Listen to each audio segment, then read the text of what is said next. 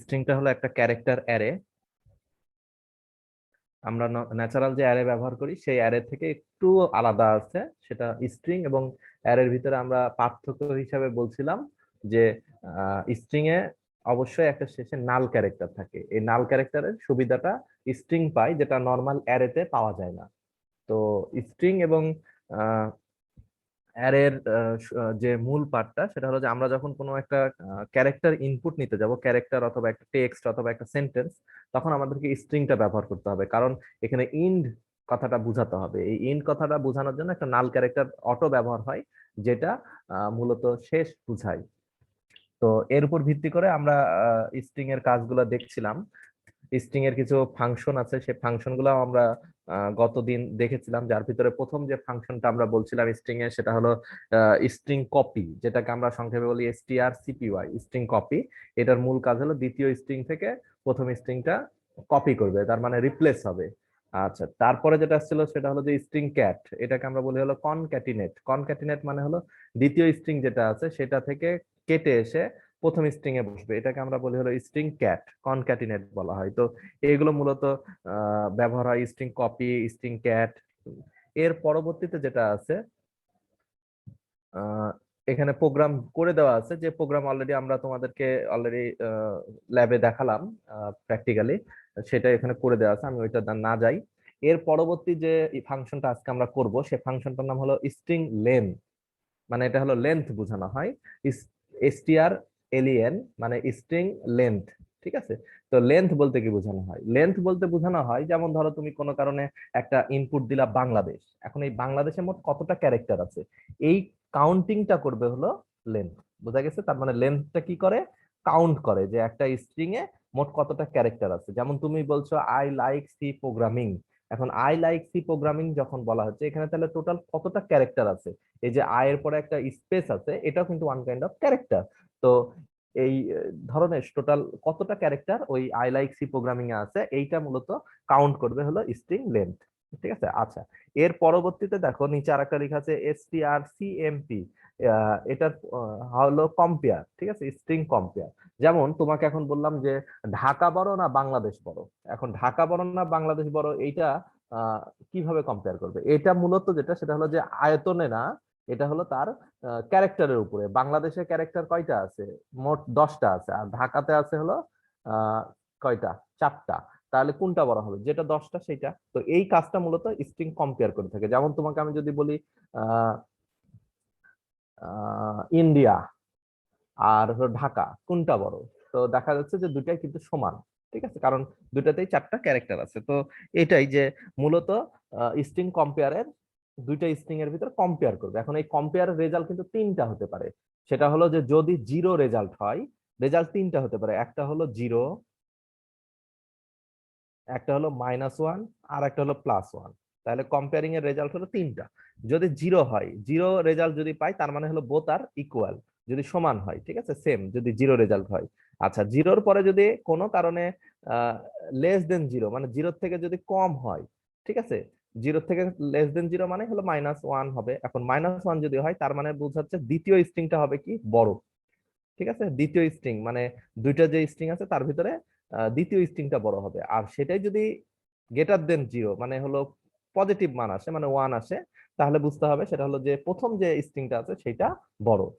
তবে ক্ষেত্র বিশেষে অনেক সময় সিস্টেমের এটা একটু দেখতে হবে। সিস্টেম অনেক সময় এই স্ট্রিং কম্পেয়ার রেজাল্টটা উল্টা পাল্টা হয়। উল্টা পাল্টা বলতে অনেক সময় দেখা যাচ্ছে যে লেস দেন জিরোটাই আবার হলো দ্বিতীয় স্ট্রিংটা ছোট হয়, আবার গ্রেটার দেন জিরো হলে দেখা যাচ্ছে দ্বিতীয় স্ট্রিংটা আবার বড় হয়। এরকম অনেক সময় হয় সিস্টেমের কারণে।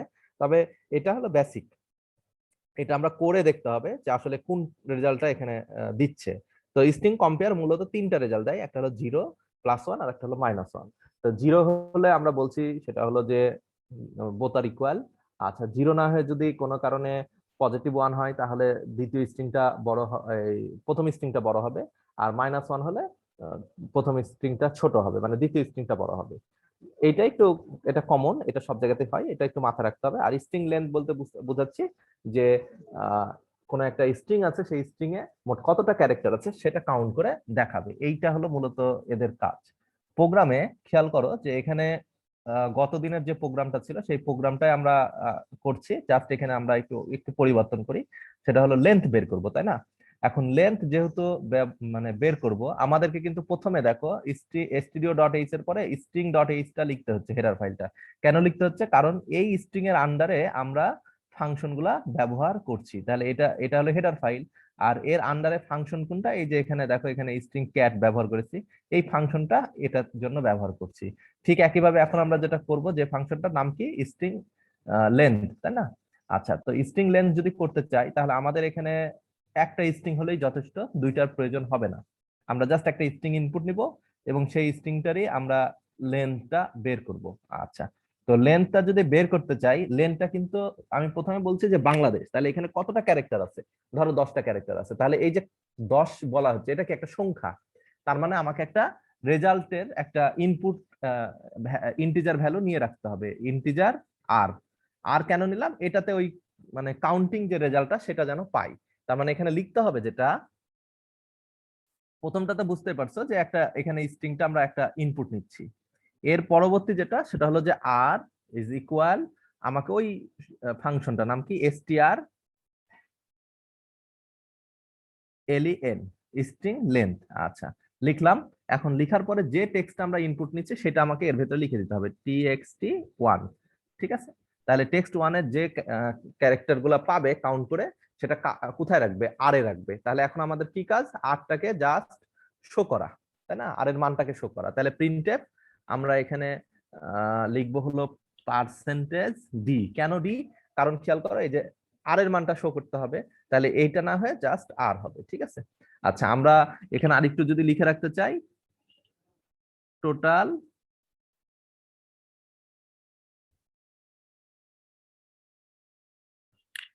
Total character.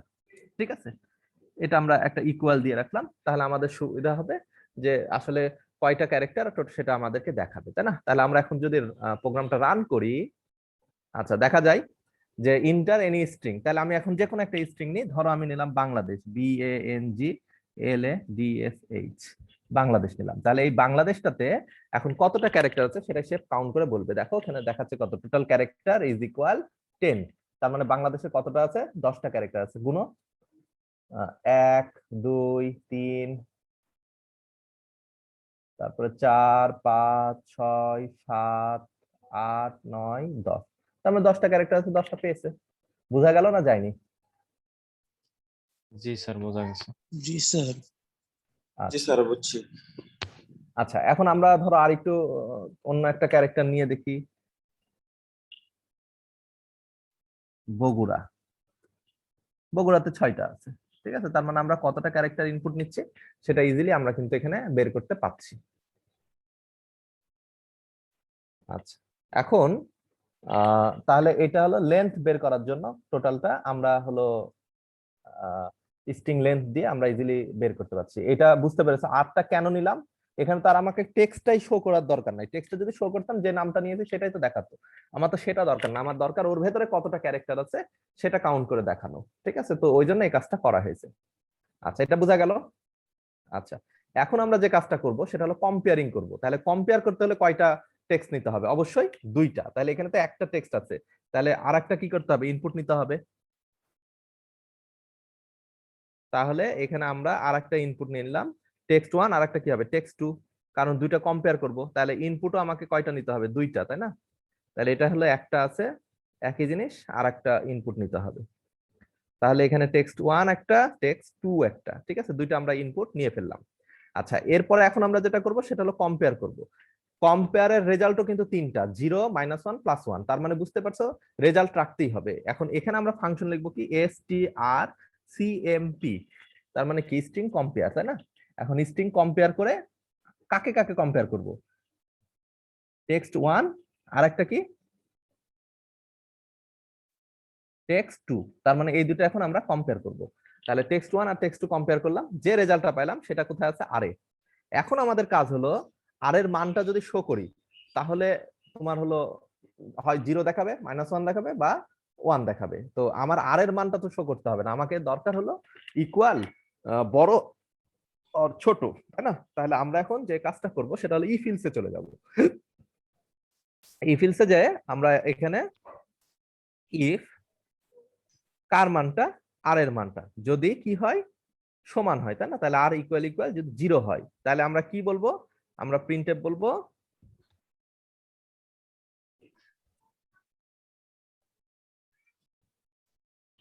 আমরা বলবো ইকুয়াল, তাই না? ইকুয়াল। আচ্ছা, তারপরে আসলাম ইলস। ইলস বলার পরে আবারও কি হবে? ইফ, কারণ আমার শর্ত এখনো দুইটা আছে, সেটা হবে কি আর ইকুয়াল আর কি হবে গ্রেটার দেন, তাই না? গ্রেটার দেন যদি কি হয় 0, তার মানে 0 থেকে যদি বড় হয়, ঠিক আছে? তাহলে 0 থেকে বড় হলে কে বড়? আহ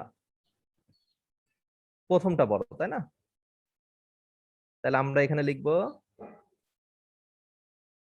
টেক্সট 1 ইজ বিগ।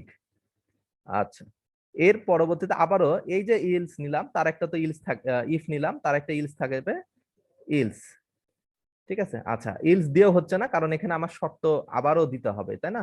তাহলে আমরা এখানে আহ শর্ত দিতেও পারি আবার নাও দিতে পারি। ইলস দিয়ে শুধুমাত্র যদি আমরা লিখে দিই যে প্রিন্টএফ যদি না হয় তাহলে খেয়াল করো যে 0 যদি হয় তাহলে ইকুয়াল হবে, 0 থেকে যদি বড় হয় টেক্সট 1 যদি বড় হয়, আর এই দুইটাই যদি না হয় তাহলে কি হবে? টেক্সট টেক্সট 2 বড় বড়, হবে। তাই না? হ্যাঁ, তাহলে আমরা এই কথাটা এখানে লিখে দিই টেক্সট 2 ইজ বিগ। বোঝা গেল না যায়নি? ঠিক আছে, এখন আমরা প্রোগ্রাম রান করে দেখি কি অবস্থা হয়। আচ্ছা, তাহলে রান করি। আচ্ছা, এখানে কি সমস্যা? এখানে একটা কমা এক্সট্রা বেশি পড়ে গেছে। আচ্ছা, তাহলে এখন আমরা স্ট্রিং দিব, ধরো আমরা দিলাম হলো বগুড়া, ঠিক আছে? আচ্ছা, আমরা দ্বিতীয়টাও দিলাম বগুড়া। আচ্ছা, তাহলে কি দেখাই? দেখো ইকুয়াল, তার মানে দুটা সমান পেয়েছে, ইকুয়াল দেখাচ্ছে, এটা নিয়ে আমার কোনো ঝামেলা নাই। আচ্ছা, তাহলে আমরা এখন একটা দিলাম বগুড়া আর একটা দিলাম হলো পিইউবি, তাহলে সরি বগুড়া আর একটা হলো পিইউবি, তাহলে এবার কে বড় দেখানোর কথা? Text to is big. তার মানে এখানে আমি বললাম যে সিস্টেমে অনেক সময় প্রবলেম হয় যে এইটা উল্টা পাল্টা হবে, তার মানে পজিটিভ হলেই দ্বিতীয়টা বড় আর নেগেটিভ হলে দ্বিতীয়টা ছোট। এটা তোমরা তোমাদের সিস্টেম যখন মানে প্রোগ্রাম যখন রান করবা তোমাদের কম্পিউটারে একটু চেক করে দেখবা যে তোমাদের কম্পিউটার বা রেজাল্ট কোনটা নিচ্ছে। যেমন আমার এখানে রিভার্স রেজাল্ট আসছে, তার মানে আমাকে এখানে যেটা করতে হবে সেটা হলো এই উপরেরটাই হবে টেক্সট 2 আর নিচেরটা হবে টেক্সট 1, ঠিক আছে? মানে পজিটিভ হলেই টেক্সট 2টা বড় হবে, নেগেটিভ হলে। তোমাদেরটাতে করে দেখবা তোমাদেরটার ক্ষেত্রে কি আসে, অনেক সময় পরিবর্তন হয় অনেক সময় পরিবর্তন হয় না। এবার দেখো বগুড়া আমরা দিলাম পিইউবি, টেক্সট 1 ইজ বিগ। আচ্ছা, আমি এবার রিভার্স করে দেখি, এবার দিব হলো পিইউবি আর এবার দিব বগুড়া, টেক্সট 2 ইজ বিগ, তার মানে এবার ঠিক আছে। তাহলে দেখো আমরা অলরেডি কম্পেয়ারিং করছি যে কোনোটা পজিটিভ 0 আর হলো মানে ইকুয়াল একটা বড় আর একটা ছোট। তো এটা করার জন্য কম্পেয়ারিং করলাম।